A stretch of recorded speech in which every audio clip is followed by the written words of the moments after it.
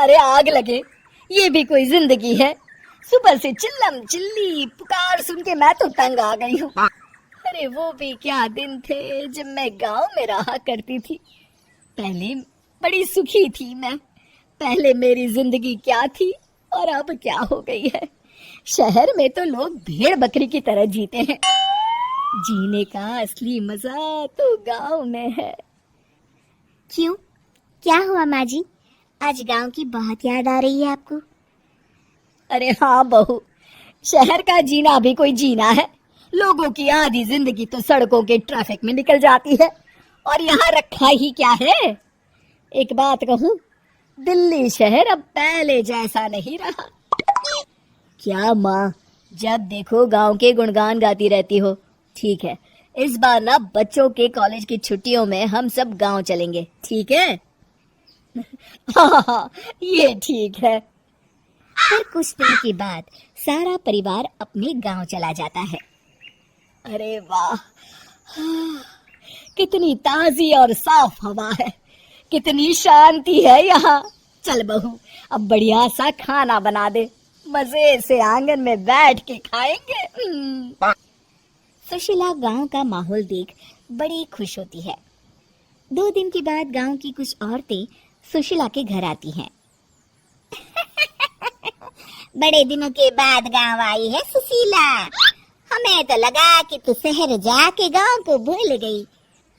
और बतिया, तेरी बहू कैसी है? जरा मिलवा तो उससे। अरे मेरी बहू तो लाखों में एक है। बड़ी किस्मत वाली हूँ मैं जो मुझे जानकी जैसी बहू मिली है। हमेशा मेरी सेवा में लगी रहती है और आज तक कभी पलट कर जवाब नहीं दिया उसने। सुशीला की बातें सुनकर सभी औरतें हंसने लगती है।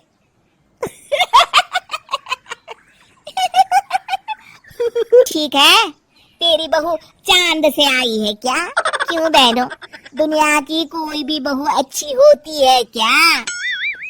सब औरतें ममता की हाँ में हाँ मिलाती हैं। अरे मैं तो कहती हूँ दुनिया की हर बहू सास का खून चूसने वाली डायन होती है, डायन। मैं तो एक बिल में 1000 सांप के साथ रह सकती हूँ, लेकिन अपनी बहू के साथ नहीं रह सकती। हाँ, तूने सही कहा। मेरी बहू तो तेरी बहू से भी 2 कदम आगे है। सब औरतों की बातें सुनकर ममता मन ही मन बड़बड़ाती है। अरे ये गांव सुधर गया, लेकिन औरतें नहीं सुधरी।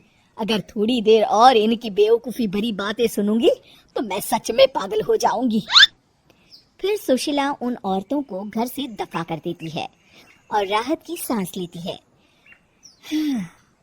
अरे बहू, जरा बाम लाके मेरे सर पर तो लगा दे। उन औरतों की फालतू बातें सुनकर मेरा सर चकरा गया है। इस गांव की औरतों का तो भगवान ही मालिक है। फिर अगले दिन सुशीला की सास उससे कहती है, अरे बहू, तू यहाँ क्या आराम फरमाने आई है? आखिर ये तेरा ससुराल है। चल चल, घर के कामों में हाथ बटा। शहर में कुछ काम धाम तो करती नहीं है। जरा अपने आप को तो देख, कितनी मोटी हो गई है। सारा दिन घर का काम करने के बाद शाम को सुशीला, हाय मेरी कमर, हाय मेरे पैरों ने तो जवाब दे दिया। आज तो मुझसे मक्खी भी न मारी जाएगी। अरे बहू, जरा आकर मेरे हाथ पैर तो दबा दे। जी माँ जी, अभी आती हूँ। तभी सुशीला की सास जानकी को रोकते हुए कहती है, अरे रुक जा बहू, एक दिन काम करके इसको इसकी नानी याद आ गई। हम लोग तो रोज इतना काम करते हैं, कोई जरूरत नहीं इसके हाथ पैर दबाने की। सुबह तक सब ठीक हो जाएगा। सुशीला अपनी सास की बातें सुनकर हैरान रह जाती है। इस तरह धीरे धीरे गांव आने के बाद सुशीला की परेशानी शुरू हो जाती है। फिर एक दिन, अरे आज तो मैं कपिल शर्मा देखूंगी क्योंकि आज संडे है। सुशीला जैसे ही टीवी ऑन करती है तभी बिजली कट जाती है। अरे सत्यानाश, इस बिजली को भी अभी जाना था। इतने दिनों से मैं टीवी सीरियल देख नहीं पाई। हमारा देश इतनी तरक्की कर रहा है और पता नहीं ये गांव कब सुधरेगा। अरे अब तो 2 दिनों के लिए बिजली को भूल जा, ये तो यहाँ रोज की बात है। अब इस अंधेरे में रहने की आदत डाल ले। हाँ। हे भगवान, अब क्या होगा? ऊपर से इन मच्छरों ने जीना हराम कर रखा है। दूसरी तरफ घर की काम कर कर के और बिना किसी सुविधा के सुशीला तंग आ जाती है और उसे शहरी जीवन याद आने लगता है। क्यों माँ, मजा आ रहा है ना? अरे, आपने ऐसी सूरत क्यों बना रखी है? मुस्कुराइए, अब हम गांव में हैं। मोहन के साथ जानकी भी अपनी सास की खिंचाई करती है। हाँ हाँ माँ जी, आप ही तो यहाँ की बड़ी तारीफ कर रही थी। फिर अभी तो कुछ ही दिन बीते हैं, वैसे भी अब तो आप यहीं रहने वाली है ना? अरे नहीं नहीं बहू, मैं एक दिन और यहाँ रुकी तो मर जाऊंगी। मुझे शहर ले चलो। क्या दिन थे, कितनी सुखी थी मैं वहाँ।